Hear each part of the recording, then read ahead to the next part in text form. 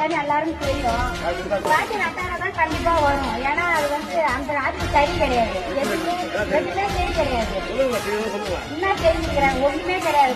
எல்லாத்தையும் ரேட் ஏற்றிட்டாங்க. காய் ரேட் ஏற்றிட்டாங்க. கண்ணுக்குள்ள வீட்டு எல்லாத்தையுமே ஸ்கூல் ஃபீஸ்ல இருந்து எல்லாத்தையுமே ஏற்றிட்டாங்க. பஸ் நம்மளுக்கு இலவசமா வரும். நம்ம போயிடும். அது வந்து அனாதை பஸ். வயசானவங்க அது அனாதை பஸ்ல தான் அவங்க விட்டுக்கிறான். நாங்க இல்லைன்னு நம்மள்கிட்ட இருந்து பிடிங்கதான் போடுறாங்க. அவங்க 1000 ரூபாய் கொடுக்குறேன்னு சொல்றாங்க. எங்களுக்கு ஒரு 2 நாளுக்கு தரம் கிடையாது. அது இப்ப காசை மறுத்து வச்சு நான் ஓடியாரேன். தரம் வரைக்கும் ஓடியாரேன்.